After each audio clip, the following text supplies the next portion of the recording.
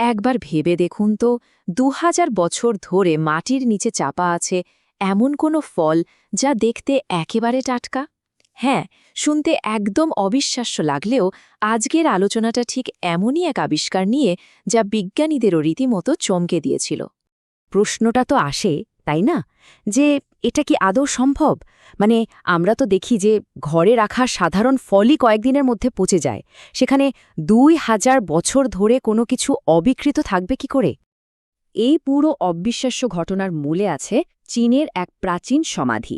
আর সেখান থেকে এমন এক জিনিস পাওয়া গেছে যা কোনো কিছু সংরক্ষণ বা প্রেজার্ভেশন নিয়ে আমাদের এতদিনকার সব ধারণাকে যেন চ্যালেঞ্জ করে বসেছে। আচ্ছা, তাহলে চলুন এই অসম্ভব আবিষ্কারের একেবারে ভেতরে ঢোকা যাক। দেখি ঠিক কি ঘটেছিল সেদিন। সময়টা ছিল ১৯৭০-এর দশক। চীনের হুনান প্রদেশে প্রত্নতাত্ত্বিকরা মাওয়াং-২ নামে একটা সমাধি খননের কাজ করছিলেন। আর তারা তখনও জানতেন না যে মাটির নিচে তাদের জন্য কি বিরাট বিস্ময় অপেক্ষা করছে। সমাধির ভেতরে শায়িত ছিলেন লেডি দাই নামে একজন অভিজাত নারী, যিনি মারা গিয়েছিলেন প্রায় ২০০০ বছর আগে। তার চারপাশে শুধু দামি রেশমি কাপড় বা গয়নাই ছিল না, পাওয়া গিয়েছিল বেশ কিছু খাবারের ঝুড়িও। আর সেই ঝুড়িগুলো খোলার পরেই আসল চমক। বিজ্ঞানীরা তো একেবারে অবাক। ভেতরে থাকা তরমুজ আর পদ্মমূল দেখে মনে হচ্ছিল যেন ওগুলো মাত্র কয়েকদিন আগেই রাখা হয়েছে। ভাবা যায়, এমনকি তরমুজের বীজগুলো পর্যন্ত ছিল একদম সতেজ। এখন প্রশ্ন হলো, এই অসম্ভব ব্যাপারটা সম্ভব হলো কিভাবে? চলুন এর পেছনে বিজ্ঞানটা একটু বোঝার চেষ্টা করা যাক। দেখুন, বিজ্ঞানীরা এর পেছনে প্রধানত ৩টা কারণ খুঁজে পেয়েছেন।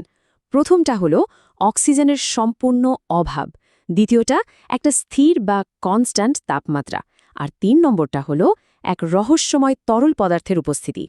এর মধ্যে প্রথম কারণ মানে অ্যানারোবিক অবস্থা, তার মানে হলো এমন একটা পরিবেশ যেখানে অক্সিজেন একদমই নেই। আমরা তো জানি যে কোনো কিছু পচে যাওয়ার পেছনে থাকে ব্যাকটেরিয়া, আর সেই ব্যাকটেরিয়ার বেঁচে থাকার জন্য অক্সিজেন কিন্তু অপরিহার্য। লেডি দায়ের সমাধিটা ছিল মাটির প্রায় ৪০ ফুট গভীরে, আর সেটা কাঠকয়লা আর সাদা কাদামাটি দিয়ে এমনভাবে সিল করা হয়েছিল যে ভেতরে এক ফোঁটা বাতাস ঢোকারও উপায় ছিল না। বলতে পারেন একেবারে একটা নিখুঁত এয়ারটাইট চেম্বার তৈরি করা হয়েছিল। আর দ্বিতীয় কারণটা হলো তাপমাত্রা। মাটির এত গভীরে তাপমাত্রা কিন্তু প্রায় সবসময়ই একরকম থাকে, ওঠানামা করে না। আর এই স্থির তাপমাত্রাটাই একটা প্রাকৃতিক ফ্রিজের মতো কাজ করেছে, যা ফলগুলোকে নষ্ট হতে দেয়নি। আর সবশেষ ৩ নম্বর যে রহস্যময় জিনিসটা পাওয়া যায় সেটা হলো এক ধরনের হলদে তরল। বিজ্ঞানীদের ধারণা এই তরলটাই এক ধরনের বিশেষ এমবালমিং ফ্লুইডের মতো কাজ করেছে, যা শুধু ফলগুলোকেই নয়, লেডি দাইয়ের শরীরকেও সংরক্ষণ করতে সাহায্য করেছিল। তবে ভাববেন না যে এমন অবিশ্বাস্য সংরক্ষণ শুধু চীনেই হয়েছে। না, তা কিন্তু নয়। চলুন এবার একটু প্রাচীন রোমান শহর পম্পের দিকে তাকানো যাক। আজ থেকে প্রায় ২০০০ বছর আগে ৭৯ খ্রিস্টাব্দে ভিসুভিয়াস আগ্নেয়গিরির ভয়ঙ্কর অগ্ন্যুৎপাতের লাভা আর ছাইয়ের নিচে জীবন্ত চাপা পড়েছিল পুরো পম্পেই শহর। এখানে কিন্তু সংরক্ষণের দুটো পদ্ধতির মধ্যে বেশ মজার একটা পার্থক্য আছে। একদিকে মাওয়াং-২তে ফলগুলো ছিল প্রায় তাজা অবস্থায়, একটা আর্দ্র বা ভেজা পরিবেশে।